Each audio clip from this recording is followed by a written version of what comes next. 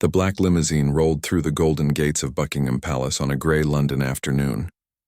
Inside sat Donald Trump, adjusting his red tie and looking out at the magnificent building before him. This wasn't his first visit to meet royalty, but something felt different today. The air seemed heavier, more serious than usual. Outside the palace, royal guards stood at attention in their famous red uniforms and tall black hats. But behind the scenes, things were far from ceremonial. Commander James Hartley, the Queen's head of security, was briefing his team in a side room. He was a man in his late 50s with sharp eyes that missed nothing. Today, those eyes were more alert than ever. "Remember, this is a state visit," Hartley told his guards, "but we follow our protocols, not theirs. If something seems wrong, you report it immediately. Is that clear?" The guards nodded. They had worked with American security before, and it was never easy. 2 different systems, 2 different rules, and everyone thinking their way was the right way. Trump's motorcade came to a stop at the main entrance. Secret Service agents jumped out first, their earpieces buzzing with constant communication. Then came Trump himself, waving briefly at the cameras before heading inside. But it was what came next that caught Commander Hartley's attention. A Secret Service agent stepped out carrying a sleek black briefcase. It was handcuffed to his wrist with a steel chain. Now, this wasn't unusual for a president. American leaders often traveled with secure cases containing important documents and codes. But something about this particular briefcase made Hartley pause. He'd seen hundreds of diplomatic cases in his career, and this one just felt wrong. As Trump walked through the grand entrance hall with its towering ceilings and crystal chandeliers, Hartley moved closer to get a better look. The briefcase had a diplomatic seal on it, the kind that meant it shouldn't be opened or inspected by anyone. But the seal looked odd. The wax seemed fresh, too fresh, and there were tiny scratches around the lock, as if someone had tried to open it recently. Trump was smiling and shaking hands with palace staff, completely unaware of the security commander studying his entourage. The Queen was preparing for the state dinner upstairs, trusting her team to handle everything below. But Hartley's instincts were screaming at him. In 30 years of service, he'd learned to trust that inner voice. He pulled aside his deputy, a younger man named William. "That briefcase," Hartley whispered. "Something's not right about it. Get closer. Tell me what you see." William nodded and casually positioned himself near the American security detail. He was good at his job, observing without being obvious. After a minute, he returned to Hartley with a concerned look. "Sir, the seal has definitely been tampered with. And there's something else. The agent carrying it seems nervous. He keeps looking at it like he's not sure what's inside." This was getting stranger by the minute. Trump's group was being led down the marble corridor toward the reception room. In 20 minutes, they'd be sitting down for tea with the Queen before the formal dinner. Hartley had to make a decision, and he had to make it fast. He thought about all the protocols, all the rules of diplomatic immunity. Opening that briefcase without permission could cause an international incident. It could damage relations between 2 of the world's most important allies. But what if something dangerous was inside? What if this was a security threat to the Queen herself? Hartley made his choice. He stepped forward into the corridor, his boots clicking sharply on the polished floor. "Excuse me, gentlemen," he said firmly. "I need to inspect that briefcase." The hallway suddenly went quiet. Secret Service agents turned to look at him. Trump stopped walking and turned around, confusion on his face. The agent with the briefcase instinctively pulled it closer to his body. "I'm sorry, Commander," the lead Secret Service agent said, "but that's not possible. This case is under diplomatic seal and presidential protection." "And this is Buckingham Palace," Hartley replied calmly, "which means my rules apply here. I have reason to believe that seal has been compromised. For the safety of Her Majesty, I must inspect the contents." The Americans looked at each other. This wasn't in their playbook. Trump himself looked genuinely confused. "What's going on?" he asked. "What's the problem with the briefcase?" "Mr. President," Hartley addressed him directly, "can you tell me what's inside that case?" Trump shrugged. "Documents, I assume. Speeches, schedules, the usual stuff. One of my aides handed it to me before we left." "Why, what's this about?" That answer made Hartley even more concerned. The president didn't even know what he was carrying. Someone had given him this briefcase, and now here it was in the Queen's palace with a tampered seal. "I'm going to need to make a phone call," the lead Secret Service agent said, reaching for his radio. Make your call, Hartley agreed. But that briefcase doesn't move until I know what's inside it. The tension in the corridor was thick enough to cut with a knife. Royal guards moved in closer, their ceremonial position becoming very real security. Secret Service agents formed a protective circle around Trump. Staff members peeked out from doorways, sensing something dramatic was happening. Trump looked frustrated. "Look, I've got a dinner with the Queen in a few minutes. Can't we sort this out later?" "I'm afraid not, Mr. President," Hartley said respectfully but firmly.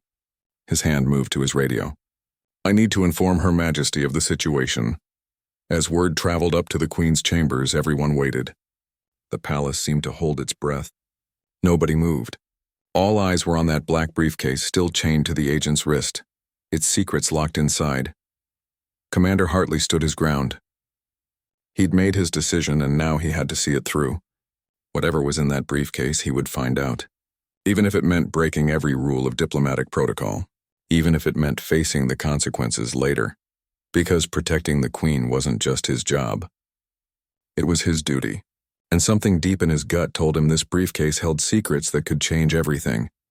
The marble corridor of Buckingham Palace had become a battlefield without a single shot being fired. Commander Hartley stood firm, blocking the path forward. Behind him, more royal guards had quietly assembled. Across from him, the Secret Service agents formed a wall around their president. And in the middle of it all was that mysterious black briefcase. The lead Secret Service agent, a tall man with gray hair and a stern expression, spoke into his radio. "We have a situation. The British are demanding to inspect the presidential briefcase, requesting immediate guidance." He listened to the response through his earpiece, his jaw tightening. "Understood. Stand by." He turned to Hartley. "Commander, I've just spoken with the U.S. ambassador. This briefcase is protected under diplomatic immunity. You have no legal right to open it. If you proceed, you'll be creating an international incident." Hartley didn't blink. "And if I don't proceed, I might be allowing a security threat into the presence of the Queen of England. I know which risk I'd rather take." Trump was now looking genuinely worried. He'd been in tough negotiations before, but this was something else entirely. "Can someone please explain what's happening? Why is everyone so interested in a briefcase full of boring documents?" "Mr. President," Hartley said, his voice calm but serious, "do you personally know what's inside that case? Did you pack it yourself?" "No," Trump admitted. "Like I said, one of my aides gave it to me just before we left the hotel. He said it had copies of my speech for tonight and some background briefings on British protocol." "Standard stuff. Which aide?"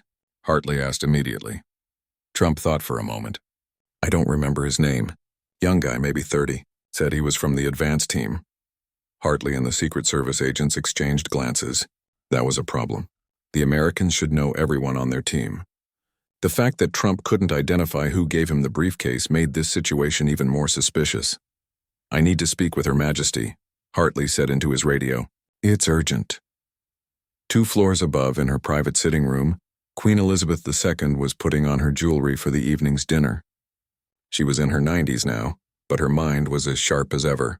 When her personal secretary rushed in with news of the confrontation downstairs, she listened carefully. "They're fighting over a briefcase?" she asked.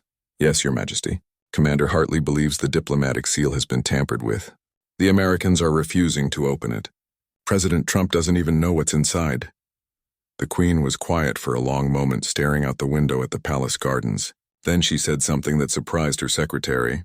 "If it contains what I suspect, tell Commander Hartley to open it." "Your Majesty?" the secretary asked, confused. "You suspect something specific?" "Just relay my message," the Queen said softly. "And postpone the dinner. I believe we're going to need more time."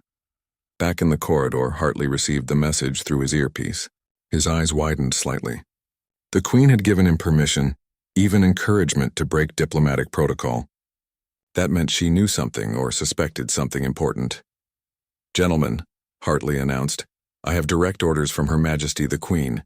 This briefcase will be opened. You can either cooperate or my guards will have to take it by force." The Secret Service agents moved their hands closer to their weapons. The royal guards did the same. The temperature in the hallway seemed to drop 10 degrees. Trump raised his hands. Wait. Nobody's shooting anybody in Buckingham Palace. Let me see if I can sort this out." He turned to his lead agent. "Look, I don't even know what's in there. If the Queen wants it opened, let's just open it and clear this up. Sir, with respect, I can't allow that. My orders are to protect this briefcase with my life if necessary. Orders from who? Trump demanded. I'm the president. I'm giving you an order right now. Open the case. The agent looked uncomfortable. Sir, these orders came from above your level. From protocols that were established long before you took office. Everyone in the corridor went very still. Above the president's level? What did that even mean? Trump himself looked shocked and angry. Above my level? He repeated. I'm the commander-in-chief. There is no above my level. But the agent wouldn't budge. He stood there with the briefcase chained to his wrist, loyal to orders that apparently superseded even the president's authority. Hartley had seen enough. He gave a subtle signal to his men. 4 royal guards moved forward quickly, professionally. They grabbed the Secret Service agent from different angles, controlling his arms without hurting him. Another guard produced a pair of bolt cutters. This is a mistake, the lead American agent shouted. You're violating international law. I'm following the Queen's orders, Hartley replied. In this palace, there is no higher authority. The other Secret Service agents moved to intervene but found themselves surrounded by royal guards. Nobody drew weapons, but the threat was clear. This was happening whether they liked it or not. Trump watched in disbelief as the royal guards cut through the handcuff chain. The freed agent rubbed his wrist, looking angry and helpless. The briefcase was now in British hands. I need a locksmith, Hartley called out. Now. Within minutes, an elderly man in a simple suit arrived. He was the palace locksmith, a craftsman who'd been opening royal locks for 40 years. He examined the briefcase carefully, his weathered hands moving over the mechanism. This is a good lock, he muttered. American-made, military grade. But the seal has definitely been broken and resealed. See here, the wax is fresh. Someone opened this recently and tried to hide it. Can you open it without destroying what's inside? Hartley asked. The locksmith smiled. Son, I once opened a safe from 1547. I think I can handle modern American technology. He pulled out his tools and got to work. The corridor was silent except for the clicking and scratching of picks in the lock. Trump paced back and forth. The Secret Service agent stood with clenched fists. The royal guards remained perfectly still. 10 minutes passed. Then 20. Then 30. The state dinner was now officially delayed, and rumors were spreading throughout the palace. Staff whispered to each other. Something big was happening, something unprecedented. Finally, there was a loud click. The locksmith sat back with satisfaction. There you are. She's open. Hartley stepped forward. His hands were steady, but his heart was racing. He had just forced open a presidential briefcase against the wishes of the United States government. This would either be vindicated in the next few minutes or his career was over. He lifted the lid slowly. Inside, on top of normal presidential documents, was an envelope. An old envelope made of thick cream paper. And on it, pressed into red wax, was the royal crest of the British crown. The date written beneath it made everyone lean closer. It was from 1997, almost 30 years ago, and it was addressed in elegant handwriting to the 45th President of the United States. Commander Hartley picked up the envelope with shaking hands. How could a letter from 1997 be addressed to a president who wouldn't be elected until 2016? What kind of secret had been hiding in plain sight all these years? Trump himself moved closer, his face pale. That's addressed to me, he said quietly. But that's impossible. How could anyone know in 1997 that I'd be the 45th president? Nobody had an answer. Hartley looked at the envelope, then at the Queen's crest, then at the stunned faces around him. Whatever was written inside this letter, it was going to change everything. And somewhere in the palace, the Queen sat in her chambers, waiting. Because she already knew what the letter said. She had written it herself all those years ago. Commander Hartley held the envelope like it was made of glass. The red wax seal with the royal crest gleamed under the corridor lights. Everyone in that hallway was staring at it, trying to understand how a letter from 1997 could be addressed to a president who wouldn't exist for another 19 years. This doesn't make sense, Trump said, his voice barely above a whisper. He reached for the envelope, but Hartley pulled it back slightly.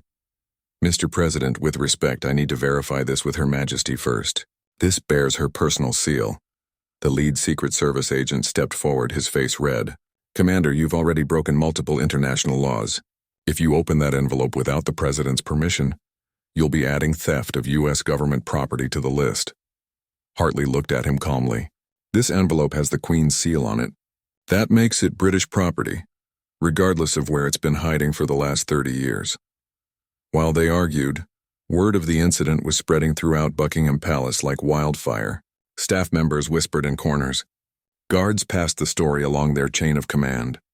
And in the palace's ancient walls, where secrets had been kept for centuries, a new mystery was unfolding. The Queen's personal secretary appeared at the end of the corridor, slightly out of breath from rushing down the stairs. "Commander Hartley," she called out. "Her Majesty requests that you bring the envelope to her private study immediately. She will see President Trump there as well." Trump looked relieved. Finally, some answers. But as he moved to follow, the Secret Service agents surrounded him. "Sir, we need to advise against this. The situation is not secure." "Stand down," Trump ordered. "I'm not afraid of a 90-year-old queen. Besides, I want to know what the hell is going on here." But the agents wouldn't move. "Sir, our protocols are clear. Until we understand the threat level, we cannot allow you to proceed into an unsecured area." Hartley almost laughed. "Unsecured? You're in Buckingham Palace, one of the most protected buildings in the world. Where exactly do you think is safer?" While this argument continued, something strange was happening throughout the palace. Mobile phones stopped working. The Americans tried to call their embassy, but couldn't get a signal. They tried their encrypted radios but found only static. Even their satellite phones were somehow blocked. The lead agent's face went from red to pale. "They've jammed all our communications. This is a hostile situation. We need to extract the president immediately." But before anyone could move, more royal guards appeared at both ends of the corridor. They didn't draw weapons, but the message was clear. Nobody was leaving until the Queen said so. Trump looked around at the situation he'd found himself in. He was effectively a prisoner in a foreign palace, his communications cut off, his security team neutralized, and all because of a mysterious letter that shouldn't exist.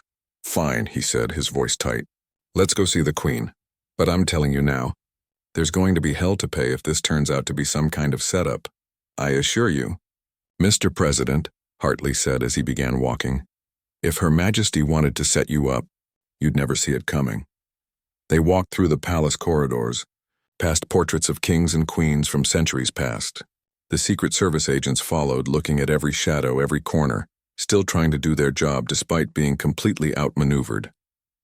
As they walked, Hartley examined the envelope more closely. The handwriting was definitely the Queen's. He'd seen it enough times to recognize it. But the date bothered him. 1997 was significant for several reasons. That was the year Princess Diana died. The year Britain handed Hong Kong back to China.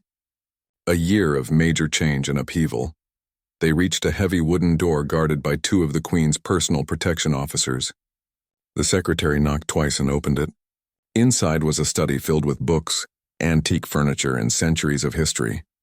And sitting in a high-backed chair was Queen Elizabeth II.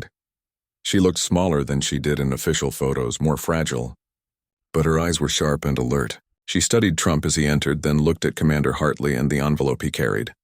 "Close the door," she said quietly. "What I'm about to tell you cannot leave this room." The door closed, leaving just 4 people inside: the Queen, Trump, Hartley, and the Queen's most trusted secretary. The Secret Service agents were forced to wait outside, which clearly made them unhappy. "Your Majesty," Trump began, but she raised a hand to stop him. "Mr. President, before we begin, I must apologize. What has happened today was necessary, but I understand it was deeply uncomfortable for you. However, there are matters of international security that required this exact sequence of events." Trump frowned. "You're saying this was all planned? The briefcase, the confrontation, all of it?" "Not planned by me personally," the Queen said, "but set in motion many years ago. Commander Hartley, please open the envelope." Hartley carefully broke the wax seal and pulled out several sheets of aged paper. The handwriting was elegant but firm, covering both sides of each page. He began to read aloud, and with each word the room seemed to grow colder. The letter was indeed from 1997, written by the Queen herself. But it wasn't just a letter. It was a set of orders. Official orders from the British Crown, outlining a secret protocol that had been established decades earlier. The orders spoke of a hidden agreement between the Queen and American intelligence services. An agreement that had never been written into official treaties or discussed in public. It detailed a plan for what would happen in a very specific type of crisis, one that threatened both nations and required actions that normal diplomatic channels could never authorize. But the most shocking part was what the orders revealed. This exact delivery method had been designed years ago. The briefcase was supposed to be discovered by British security. The confrontation was meant to happen, because it was the only way to get these orders to the right people without any possibility of electronic interception or foreign intelligence services discovering them. Trump listened in growing disbelief. "You're telling me I was set up as a courier? That someone planted this briefcase on me just to get it past security?"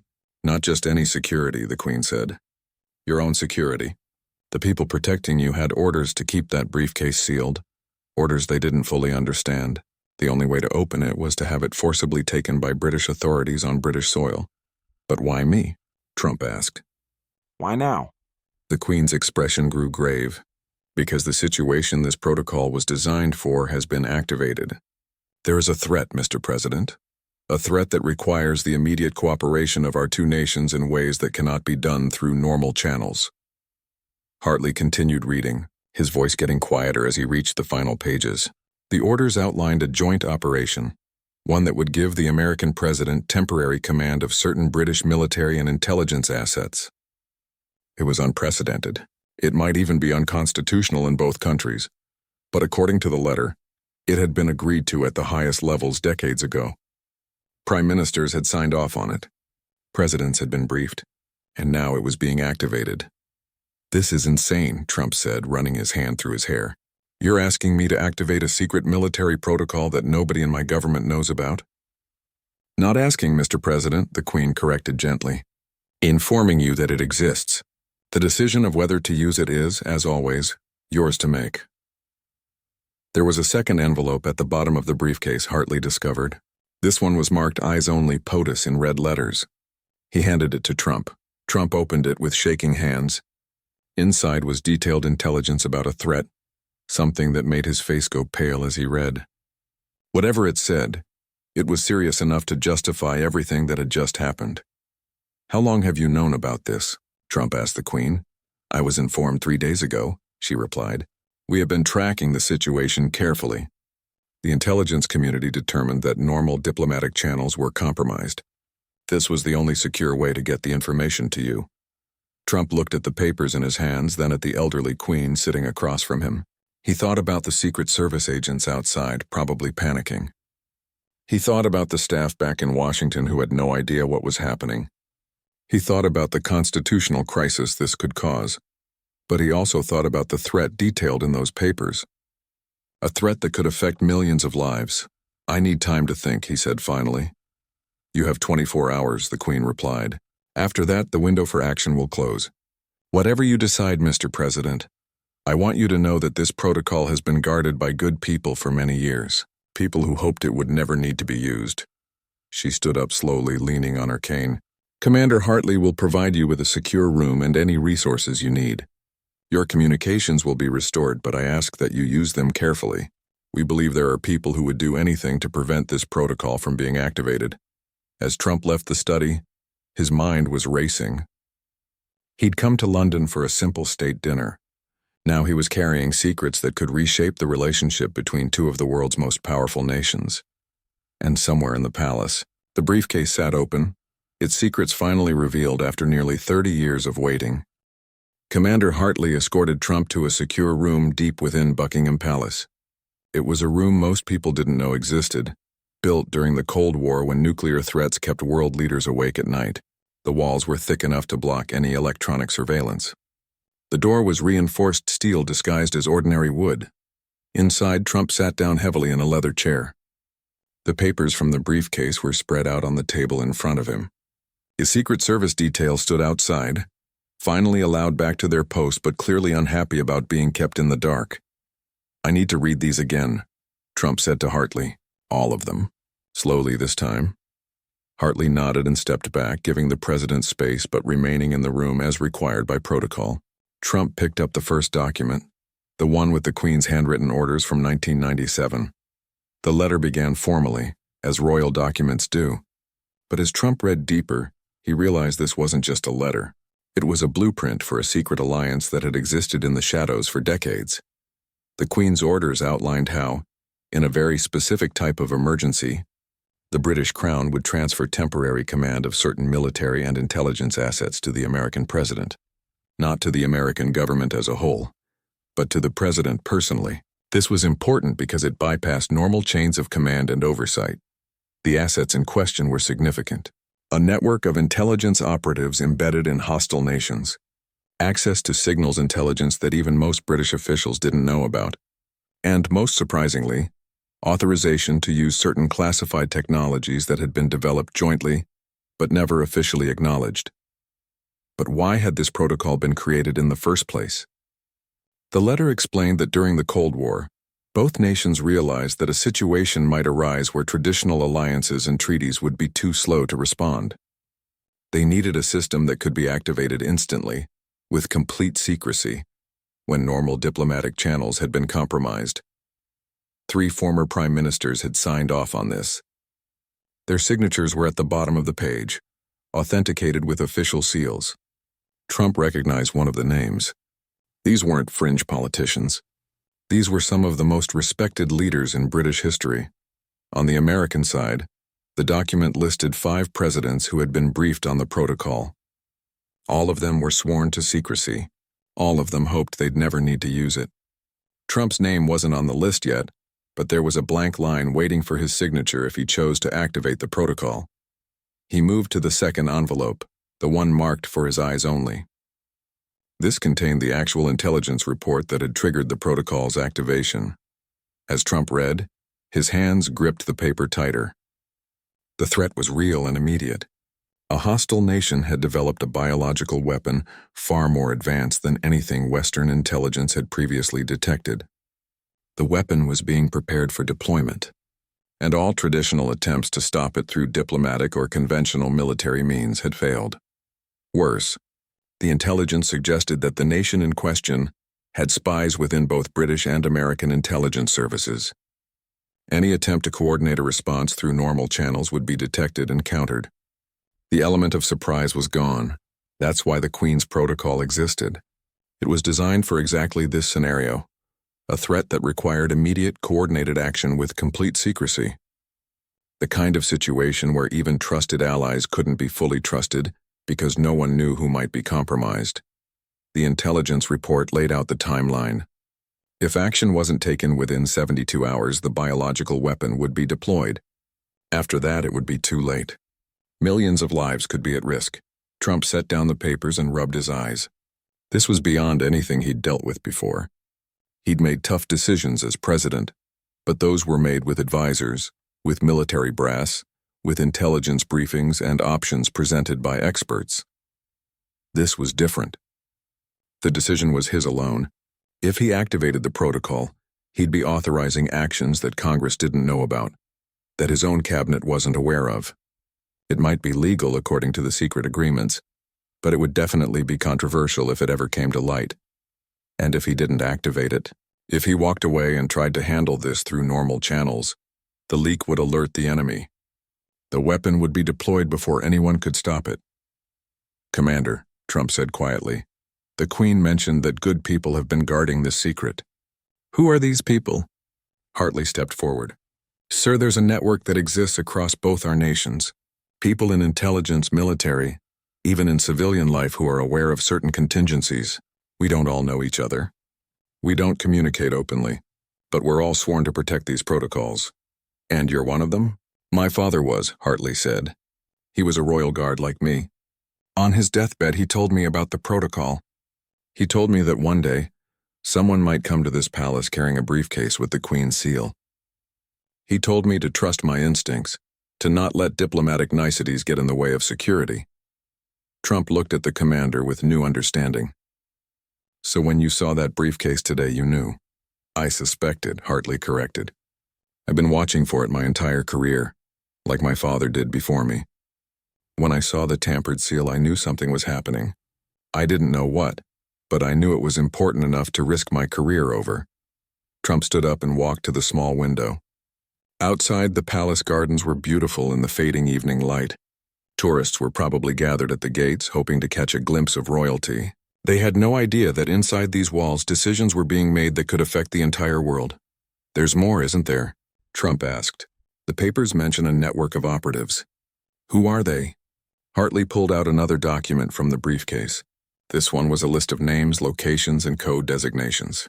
The operatives were spread across dozens of countries. Some had been in place for years, maintaining their cover, waiting for a signal that might never come. These weren't official spies. They weren't on any government payroll. They were civilians, ordinary people who had been recruited and trained for one specific purpose: to act when the protocol was activated. A teacher in Beijing, a businessman in Moscow, a journalist in Tehran, all of them living normal lives while carrying extraordinary secrets. If Trump activated the protocol, these people would receive coded messages. They would begin gathering intelligence, sabotaging enemy operations, doing whatever was necessary to stop the biological threat. And they would do it knowing they might never be acknowledged, never be thanked, never be saved if they were caught. "These people volunteered for this?" Trump asked. "Every one of them," Hartley confirmed. "They understand what's at stake. They know that sometimes the only way to protect freedom is to work in the shadows where freedom's rules don't apply." Trump looked at the list again. There were over 200 names. 200 people whose lives would change the moment he made his decision. 200 people who had been waiting, some for decades, for a call that would turn them from ordinary citizens into active operators. Among the papers was also a communication protocol. If Trump decided to activate the operation, he would need to sign the authorization. Then a series of coded messages would be sent through channels that couldn't be traced or intercepted. Within hours, operatives around the world would begin their work. But there was a catch, and it was a big one. Once activated, the protocol couldn't be stopped. It was designed to be fail-safe, which meant it would run to completion regardless of any second thoughts or changed circumstances. Trump would essentially be launching an invisible war, one that couldn't be called back. He sat back down and read through the operational plans. They were brilliant and terrifying. The operatives would work to identify the biological weapon's location, infiltrate the facility, and neutralize the threat. All of this would happen without official military involvement, without diplomatic protests, without any public acknowledgement. If it worked, the world would be saved and no one would ever know there had been danger. If it failed, the operatives would be disavowed, the protocol would be denied, and the weapon would be unleashed anyway. "What did the Queen mean when she said I have 24 hours? Trump asked. "The intelligence suggests that after 24 hours, the enemy will have moved the weapon to a location we can't reach," Hartley explained. "There's a brief window when we know where it is and can potentially stop it. After that window closes, we lose our advantage." Trump looked at his watch. It was now 8 in the evening. The state dinner was supposed to have started 2 hours ago. Somewhere in the palace, guests were probably wondering what had happened to the guest of honor. "Can I contact my advisors?" Trump asked. "Your communications have been restored," Hartley said. "But I must warn you, we believe several people in your administration may be compromised. Anything you discuss through normal channels could reach enemy ears. So even if Trump wanted advice, he couldn't trust most of the people who would normally give it to him." He was alone with this decision, carrying the weight of millions of lives on his shoulders. He picked up the authorization document. It was a simple form, really. Just a few lines of text and a place for his signature. Trump spent the next hour reading through the documents again, this time taking notes. Commander Hartley brought him coffee and left him alone to think. Outside the secure room, night had fallen over London, and with it came a strange quiet that seemed to settle over the entire palace. As Trump dug deeper into the papers, he discovered layers of history he never knew existed. The hidden alliance between the Crown and American intelligence didn't just start with the Cold War. Its roots went back much further, to World War II and even before.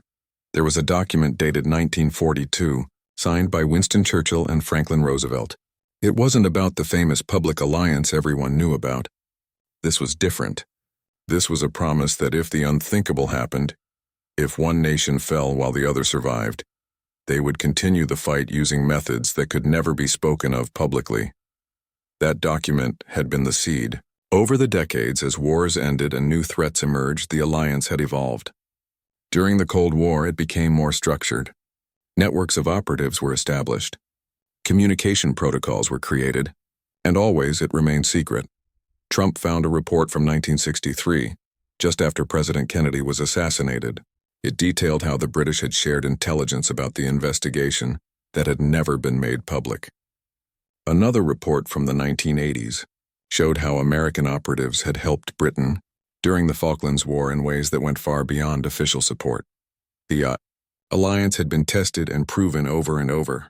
It had prevented wars, stopped terrorist attacks, and protected both nations from threats the public never knew existed. And now it was Trump's turn to either use it or let it remain dormant. But there was something else in the papers, something that made Trump sit up straighter. It was a personnel file, and the name on it was familiar. Too familiar. The file was about someone in his own administration, someone he'd worked with for months. According to the British intelligence report, this person had been recruited by a foreign power years ago, long before joining Trump's team. They had been a sleeper agent waiting for the right moment to act. That moment was now. The person had been the one to give Trump the briefcase before leaving for London. Not to help, but to ensure the briefcase reached the palace where British intelligence could intercept it. The enemy knew about the protocol. They were trying to force its activation because they believed they could counter it. Trump felt a chill run down his spine. Someone he'd trusted, someone who sat in meetings with him, was working for the enemy.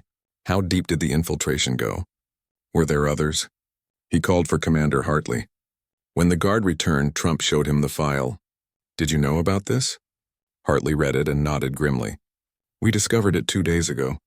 It's why the briefcase had to be delivered this way. If we'd simply told you through normal channels, the information would have been intercepted. Your own staff would have prevented you from learning the truth. Who else is compromised?" Trump demanded. "We don't know for certain," Hartley admitted. "The file identifies 3 people we're confident about. But there could be more. That's the nature of this kind of infiltration. It spreads slowly, carefully, until you don't know who to trust." Trump felt anger building inside him. He'd campaigned on draining the swamp, on cleaning up corruption. And all along there were foreign agents working within his own administration. But the anger quickly turned to something else. Determination. If the enemy thought they could manipulate him, they were about to learn otherwise. He picked up another document, this one outlining exactly what the British operatives had been doing for the past 70 years. The stories were incredible. A businessman in Moscow who had prevented a nuclear accident by sabotaging faulty equipment. A teacher in Beijing who had provided intelligence that stopped a war between China and India. A journalist in Tehran who had helped dozens of political prisoners escape. These weren't spies in the traditional sense. They were people who believed in something bigger than themselves. They'd given up normal lives, lived with constant danger, all to protect a world that would never thank them because it would never know they existed.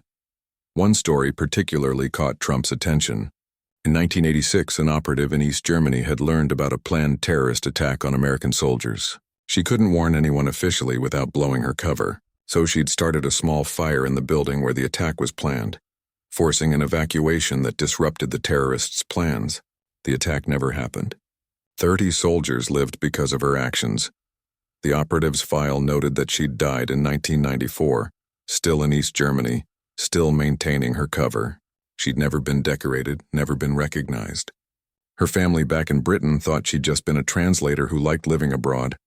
Trump closed the file and sat back. These were the people he'd be putting in danger if he activated the protocol. These were the lives he'd be risking.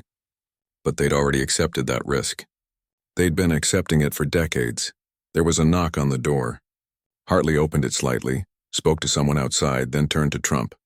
"Sir, the Queen is asking if you'd join her for a late dinner. Just the 2 of you. She says there's more you should know before you make your decision." Trump agreed. He needed to understand everything before making a choice this big. They walked through the quiet palace, past guards who stood at attention, past rooms filled with centuries of history. The Queen was waiting in a small private dining room. It wasn't the grand state dinner that had been planned. This was intimate, almost cozy. Just 2 places set at a simple table. "Mr. President," she greeted him. "Please sit. I thought we should talk more candidly." As they ate, the Queen told Trump things that weren't in the documents. She told him about the people who had created this alliance, about their hopes and fears. She told him about the time she'd been briefed on operations, knowing people were risking everything while she sat safely in the palace. In 1982, she said, we had an operative in Argentina during the Falklands War. He provided intelligence that saved hundreds of British lives.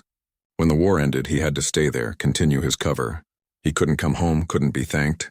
He died there in 2003, and even at his funeral, no one knew what he'd done. She paused, her eyes distant with memory. I think about him sometimes. About all of them. The price they pay for doing what's right. Why are you telling me this? Trump asked. Because you need to understand what you're asking of them if you activate the protocol. These aren't just assets or operatives. They're people with families, with lives, with dreams. And they'll drop everything, risk everything because they believe it's necessary. Trump was quiet for a moment. Then he asked the question that had been bothering him since he first opened the briefcase. How did you know I'd be here? How did you know I'd be the one to activate this? The Queen smiled slightly. I didn't know it would be you specifically. The letter from 1997 was addressed to whoever became the 45th president. We couldn't predict who that would be. But we knew that if this situation ever arose, it would likely happen during that time frame. That's a hell of a gamble, Trump said. Yes, the Queen agreed, but sometimes faith is all we have. Faith that when the moment comes, the right person will make the right choice. After dinner, Trump was shown to guest quarters where he could rest, but sleep wouldn't come. His mind kept going over everything he'd learned. The alliance, the operatives, the threat, the decision waiting for him. He thought about the person in his administration who had betrayed him. He thought about the biological weapon being prepared somewhere in the world. He thought about the millions of people who would never know how close they came to disaster. And he thought about the 200 operatives scattered across the globe, living their normal lives, waiting for a signal that would turn them into warriors in a war nobody knew was being fought. At midnight, Trump made a call to his most trusted Secret Service agent, not through official channels but using a secure phone Hartley had provided. He asked a simple question. If you discovered someone you worked with every day was a traitor, what would you do? The agent was quiet for a moment. Then he said, Sir, I'd ask myself if exposing them now would stop the threat or if using what I know about them could help me win a bigger fight. It was a good answer. Maybe the best answer. Trump thanked him and hung up. He returned to the secure room and looked at the documents one more time. The authorization form was still blank, waiting for his signature. But now he understood something important. This wasn't just about stopping one threat. This was about sending a message. To the operatives who'd been waiting decades for this moment, to the enemies who thought they'd infiltrated and compromised everything, and to himself about what kind of president he wanted to be. The decision was still ahead of him. But now he understood what was really at stake. This wasn't just politics or military strategy. This was about the invisible war between good and evil, between those who protected and those who destroyed. And somewhere in the palace, the Queen sat in her chambers waiting to see what choice he would make. Dawn broke over London with gray clouds and a light rain. Trump hadn't slept more than 2 hours. He stood at the window of his guest quarters, watching the city wake up. Somewhere out there, millions of people were starting their day with no idea that their lives might depend on a decision being made in this palace. At 7 a.m, there was a knock on his door. Commander Hartley stood outside looking as tired as Trump felt. Mr. President, Her Majesty has arranged a briefing. There are some people she'd like you to meet. Trump followed him through the palace to a different secure room, larger than the first. Inside were 5 people he'd never seen before. They weren't dressed in military uniforms or fancy suits. They looked ordinary, normal. That was the point. Mr. President, the Queen said as she entered behind them. These are some of the guardians of the protocol. Each of them has played a role in protecting this secret, some for their entire lives. The first person stepped forward. He was an older man, maybe 70, with kind eyes and weathered hands. Sir, I'm a retired teacher, but for 40 years I also served as a courier. I carried messages between operatives and handlers, always in plain sight, always invisible. The second was a woman in her 50s. I work in a library, but my real job is maintaining the database of operatives. I know every one of them, their locations, their cover stories. I've watched them grow old, seen their children grow up, all while knowing what they really are. One by one, they introduced themselves. A taxi driver who transported equipment and documents, a shopkeeper who provided safe houses, a banker who managed the untraceable funds that kept the network running, all of them living double lives, all of them choosing service over recognition. "Why are you showing me this?" Trump asked the Queen. "Because I want you to understand that this isn't about governments or politics," she replied. "This is about people who believe that some things are worth protecting, even if no one ever knows you did it." The retired teacher spoke again. "Mr. President, I won't lie to you. If you activate the protocol, some of our operatives might not come home. Some might be captured, tortured, killed, but they knew that risk when they signed up. What matters is whether their sacrifice will mean something." Trump felt the weight of their words. These weren't politicians giving him talking points.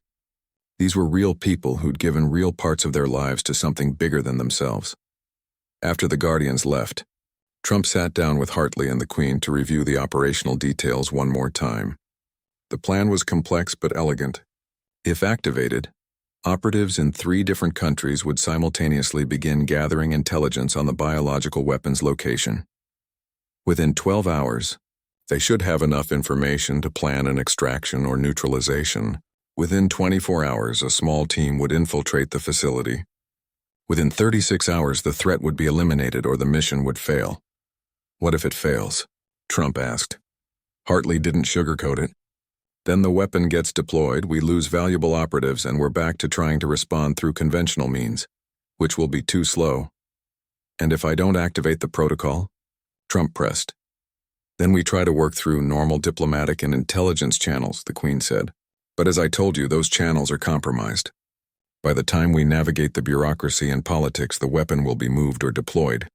Trump stood up and paced the room. His mind was racing through scenarios, weighing risks, calculating outcomes. This was the kind of decision that defined a presidency, except no one would ever know he made it. "I need to know something," Trump said, turning to face them. "The person in my administration who gave me the briefcase. The traitor. What happens to them?" Hartley and the Queen exchanged glances. "That depends on what you want to happen," Hartley said carefully.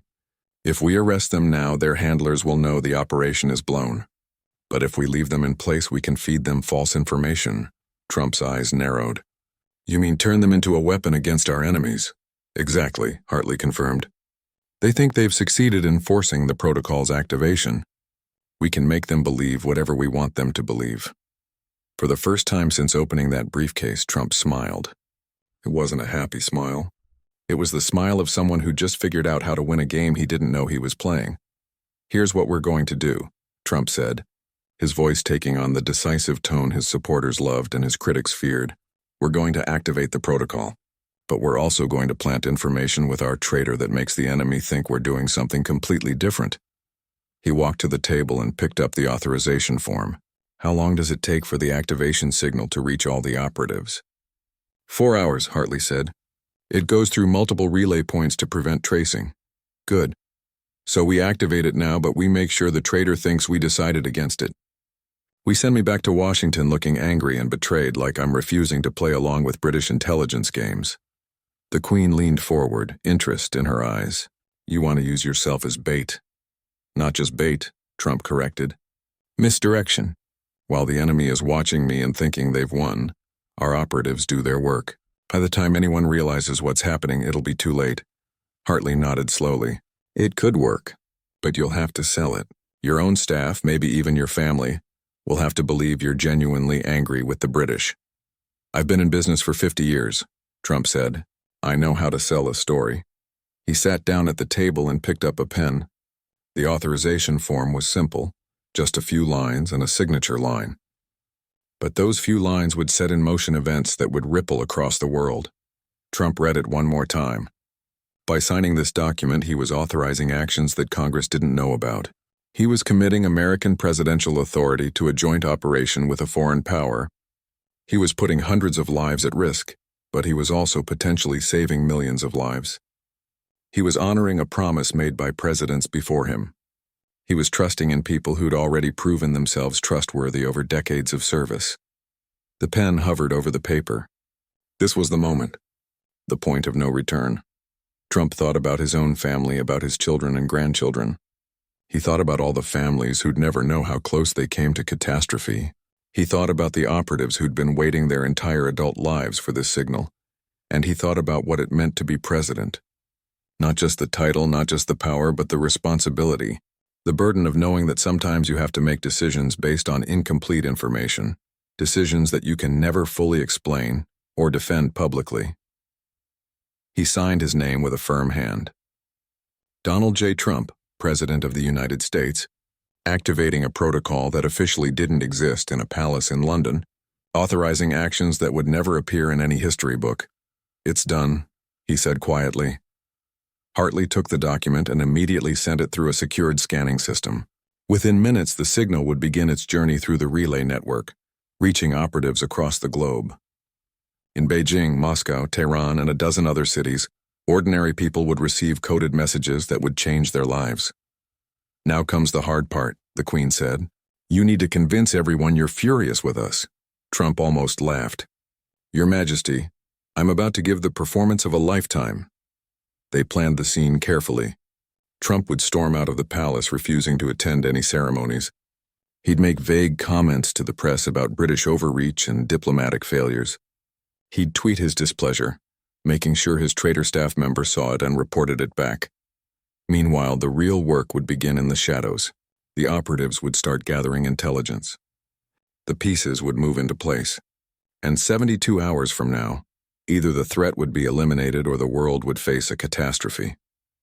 2 hours later, Trump's motorcade left Buckingham Palace. Reporters caught glimpses of him looking angry in the back seat.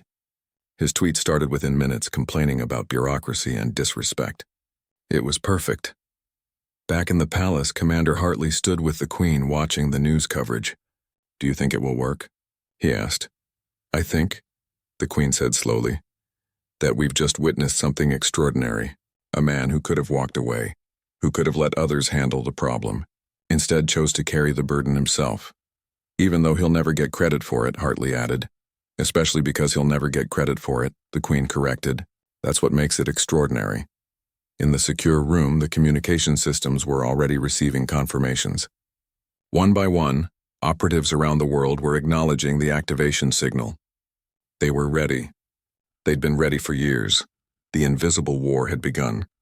And the world slept on, unaware that its future was being decided by people whose names it would never know. Authorized by a president who would never be able to tell the truth about what he'd done this day in London. Somewhere in a hostile nation, an operative received her message. She was a grandmother now, had been living her cover for 30 years. She'd almost given up hope that the call would ever come, but now it had, and she knew exactly what to do. She kissed her grandchildren goodbye, told her daughter she had to take a short trip for work. Air Force One cut through the clouds over the Atlantic, heading back to Washington. Inside the presidential cabin, Trump sat alone, staring out the window at the dark ocean below. His staff thought he was angry about the London trip. They thought he was sulking. They had no idea he was monitoring an operation that had already begun. On the plane, he had a secure communication device that Hartley had given him. It looked like an ordinary tablet, but it was connected to the operation's command network. Every few hours, encrypted updates arrived. He read them carefully, memorizing the information before the messages automatically deleted themselves. The first operative had reached her position. The grandmother from Beijing had successfully made contact with a source inside the facility where the biological weapon was being developed. She'd confirmed its location and sent back preliminary intelligence about security measures. In Moscow, the businessman operative had used his network of contacts to obtain building schematics and guard rotation schedules. He'd been cultivating these contacts for 15 years, never knowing when the information might be needed. Now it was paying off. The journalist in Tehran had done something even more impressive. She'd managed to get herself assigned to cover a story about scientific research, giving her legitimate access to areas near the weapon facility. Her press credentials were real, her cover story was solid. Nobody suspected she was anything other than what she appeared to be. Trump read these updates with a mixture of pride and anxiety. These people were putting their lives on the line based on his signature. If anything went wrong, if they were caught, they'd be on their own. There would be no rescue mission, no diplomatic intervention. They knew that, and they were doing it anyway. Back in Washington, the traitor in Trump's administration was preparing a report for their handlers. They believed the mission had been a success. Trump had refused to cooperate with the British, had rejected the protocol, and was returning home angry and isolated. The enemy would think they'd won, but Commander Hartley had prepared for this. Through careful misinformation, they'd let the traitor discover documents suggesting that Trump was planning a conventional military response instead. Something predictable, something the enemy could prepare for. It was all smoke and mirrors, buying time for the real operation to unfold. 12 hours after activation, Trump landed in Washington. He made a public appearance, looking frustrated and dismissive of the British visit. His supporters loved it, seeing it as him standing up to foreign pressure. His critics used it as another example of his diplomatic failures. Everyone was fooled. In the private residence of the White House that night, Trump met with only two people, his most trusted Secret Service agent and a military liaison who'd been cleared to know about the protocol. They reviewed the latest intelligence in complete secrecy. The operatives have located the weapon, the liaison reported. It's in a secure facility, underground, heavily guarded. But they've found a weakness in the security system. A maintenance tunnel that's only monitored during shift changes. When's the next shift change? Trump asked. 36 hours from now. Trump did the math in his head. That would be right at the edge of their 72-hour window. It would have to be enough. What's the extraction plan? The liaison pulled up schematics on a secure tablet. A team of 4 operatives will enter through the maintenance tunnel. They'll have a 40-minute window to locate the weapon, neutralize it, and get out. If they take longer, they'll be caught. And neutralize means what exactly? The weapon is biological, so they can't just destroy the facility. That could release it into the atmosphere. They need to denature the agent using a specialized compound that our scientists have developed. Essentially, they'll render it harmless at the molecular level. Trump studied the plan. It was risky, dependent on perfect timing and execution, but it was also brilliant. If it worked, the weapon would be neutralized without anyone knowing it had been targeted. The enemy nation would discover their weapon was useless only when they tried to deploy it. What are the odds of success? He asked. The liaison hesitated. Honestly, sir? Maybe 60%. There are too many variables, but it's the best chance we've got. 60%. Not great odds when millions of lives were at stake, but better than the alternative of doing nothing.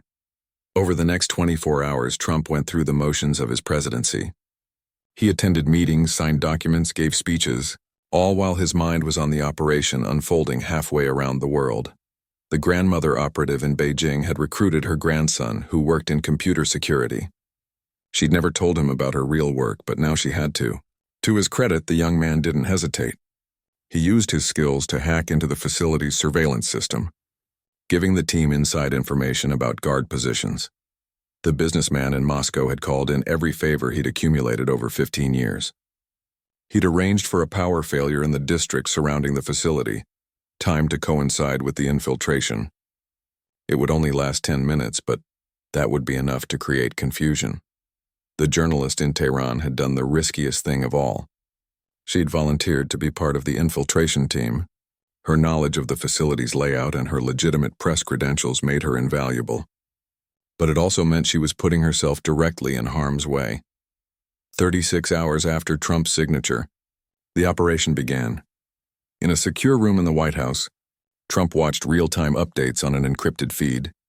Commander Hartley was connected from London.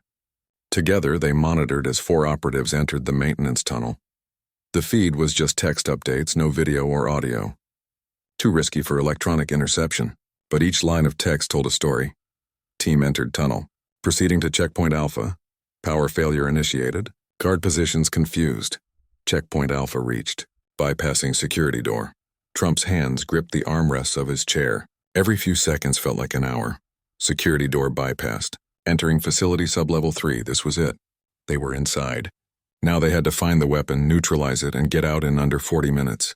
Target located. Beginning neutralization procedure. Trump looked at his watch.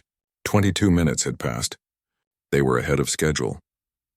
That was good, but then the update stopped. 1 minute passed, then 2, then 5. What's happening? Trump demanded. Why aren't we getting updates? Hartley's voice came through, strained. They've gone dark. Could be communication issues, or they might be maintaining radio silence to avoid detection. Another 5 minutes crawled by. Trump stood up, paced the room, sat down again. The waiting was torture. Then, finally, a new message appeared. Neutralization complete. Proceeding to exit. Trump exhaled, not realizing he'd been holding his breath. But they weren't safe yet. They still had to get out. Exit route compromised. Guards returning early. Taking alternate route, that wasn't good. The alternate route would take longer, and the power failure would be ending soon. Approaching alternate exit. Encountered guard. Situation contained. Trump didn't want to think about what situation contained meant. Someone had been hurt or killed. The operation was no longer clean. Exiting facility. 2 team members separated. Proceeding with primary objective. 2 members separated. That meant captured, most likely. Trump felt sick. These were people who'd risked everything based on his decision, and now 2 of them were in enemy hands. Package secure. Team extracting to safe house. The weapon was neutralized. The mission was technically successful. But at what cost? Over the next hour, more details came through. The journalist from Tehran had been one of the 2 captured. She deliberately stayed behind to allow the others to escape with the neutralization equipment. The other captured operative was a local asset they'd recruited just for this mission. The grandmother from Beijing had made it out safely, along with another operative. The businessman from Moscow had been shot during the extraction but survived. He was receiving medical treatment at a safe house. Trump sat in silence, processing it all. They'd succeeded. The biological weapon was now harmless. The threat was neutralized. Millions of lives had been saved. But 2 operatives were in enemy hands, facing interrogation, torture, possibly execution. And they'd done it all because he'd signed his name on a piece of paper. Mr. President, Hartley's voice came through the connection. You should know both captured operatives had suicide pills. Standard protocol. If they're compromised, they won't talk. That should have been comforting, but it only made Trump feel worse. These people were prepared to die rather than betray the mission. Can we get them out? Trump asked. We're trying, Hartley said. But realistically, sir, the chances are slim. They knew that going in. Trump ended the connection and sat alone in the dark room. Outside, the White House continued its normal operations. Staff worked late, security rotated shifts, life went on. Nobody knew that an invisible war had just been fought and won. He thought about the journalist who'd stayed behind. He'd never know her real name, never see her face, never be able to thank her. She'd given everything for a mission that would never be acknowledged. This was the real cost of leadership, Trump realized. Not the criticism from the media or the political battles with Congress. 3 days after the operation, Trump sat in the Oval Office handling routine business as if nothing extraordinary had happened. He signed bills, met with advisors, took phone calls. On the surface, everything was normal. Beneath that surface, the world had changed in ways most people would never understand. The hostile nation had discovered their biological weapon was useless. Their scientists couldn't figure out what had gone wrong. The weapon had simply stopped working. Its deadly components somehow transformed into harmless proteins. They ran tests, conducted investigations, but found no evidence of sabotage. It was a scientific mystery that would never be solved. Meanwhile, the 2 captured operatives had used their suicide pills. They'd died quickly, taking their secrets with them. It was a tragedy, but it had protected the network. The enemy knew someone had infiltrated their facility, but they had no idea who, how, or why.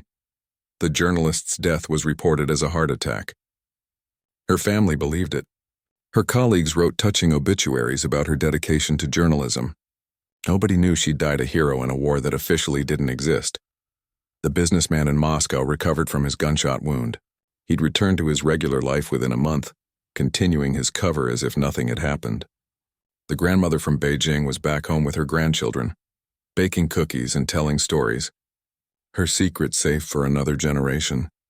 A week after the operation, Trump received a package through diplomatic channels. Inside was a simple wooden box with the royal crest on the lid. There was no note, no explanation, just the box. When he opened it privately in his residence, he found a medal inside. It was old, dating back to World War II, given to operatives who'd served with extraordinary courage. This particular medal had belonged to one of the captured operatives. The Queen had arranged for it to be recovered and sent to Trump as a reminder of the cost of their success. Trump kept it in his desk drawer, where no one else would see it. Sometimes, during quiet moments, he'd take it out and hold it, remembering the people who'd given everything while he got to continue being president. The traitor and his administration continued working, completely unaware they'd been discovered. Trump let them stay, feeding them false information that led the enemy in wrong directions. It was a long game, but Trump had learned patience from this experience. 2 weeks after London, the scheduled state dinner was rescheduled and held without incident. Trump and the Queen posed for photos, exchanged pleasantries, and gave speeches about the special relationship between their nations. Nobody watching knew that relationship had just proven itself in the most extraordinary way. During a private moment at the dinner, the Queen leaned close to Trump and whispered, "The medal was her father's. He was an operative during the war. She'd carried it her entire career." Trump nodded, unable to speak. The weight of that sacrifice sat heavy on his shoulders. Months passed. The biological threat that had never been publicly acknowledged faded into the classified archives. The operatives who'd participated returned to their normal lives, carrying their secrets in silence. Commander Hartley received a private commendation from the Queen. It was a brief ceremony in a small room with no witnesses. She thanked him for his service, for his courage in forcing open that briefcase despite the diplomatic consequences. "You risked your career," the Queen said. "I risked less than others risked." Hartley replied. The briefcase itself was destroyed in a secure facility. It was burned until nothing remained but ash. Its secrets turned to smoke and memory. But the alliance it represented remained alive, guarded by a new generation of operatives who'd proven themselves ready. Years went by. Trump's presidency eventually ended, and he left office carrying secrets he could never share. During his final days in the White House, he received one last encrypted message from London. It was from the Queen, thanking him for his courage and his silence. He wrote back simply, "Some things are bigger than politics. Some debts can never be repaid." The Queen passed away eventually, as all monarchs do. Her funeral was attended by world leaders who praised her service and dedication. Trump was there, standing among the dignitaries, thinking about a night in Buckingham Palace when she'd trusted him with one of the world's most carefully guarded secrets. During the funeral, he noticed Commander Hartley in the crowd, older now but still standing at attention. Their eyes met briefly, and Hartley gave the smallest nod. No words were needed. They both knew what they'd been part of, what they'd accomplished together. After the Queen's death, historians began going through her papers looking for insights into her long reign. They found encrypted references to something called the Briefcase incident in files from that period. But the details were sealed for another 50 years, as was protocol. Journalists wrote speculative articles about what might have happened during Trump's controversial London visit. Some suggested a diplomatic breakdown. Others theorized about intelligence sharing disputes. None of them came close to the truth. The truth remained locked away in the minds of the few who knew. Trump carried it into his later years, never writing about it in his memoirs, never discussing it in interviews.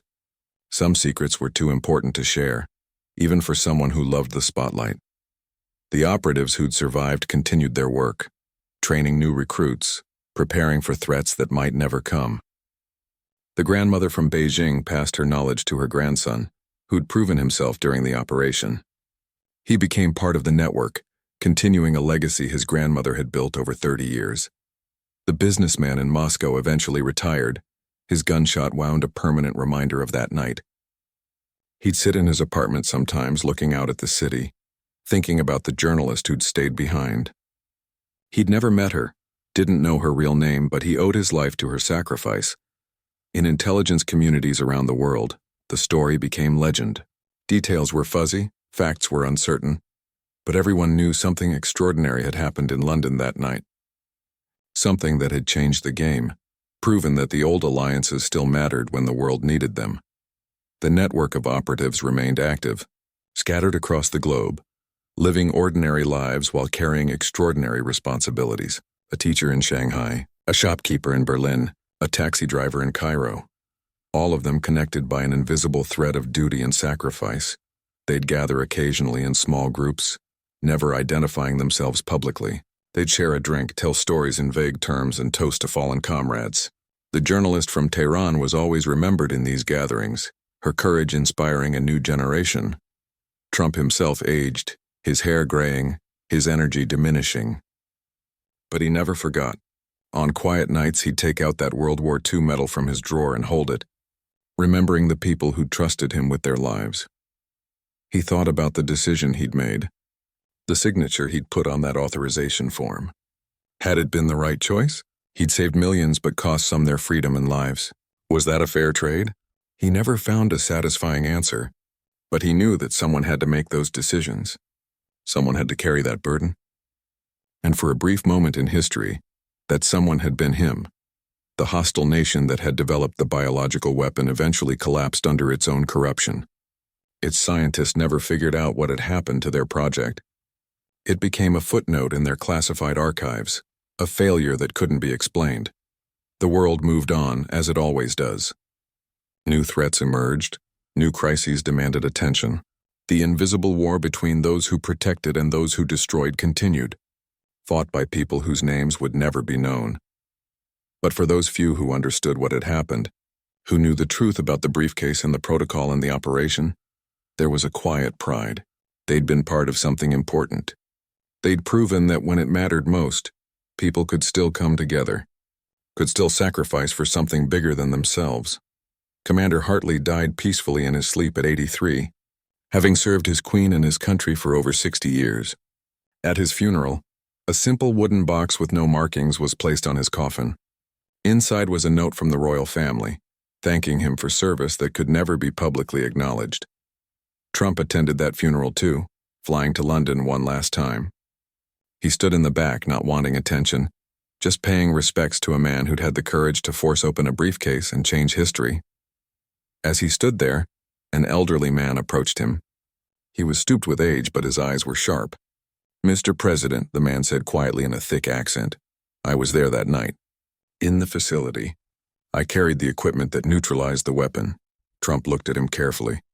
"You made it out, because others didn't," the old man said. "I want you to know, sir, that we understood the cost. We accepted it, and we'd do it again." They shook hands, two old men connected by a night of impossible decisions and extraordinary courage. No more words were needed. Decades after the incident, a researcher stumbled upon fragments of the story while studying declassified intelligence documents. The pieces didn't quite fit together, but they suggested something significant had happened in London involving Trump, the Queen, and a mysterious protocol. The researcher wrote a paper theorizing about a secret alliance between British and American intelligence.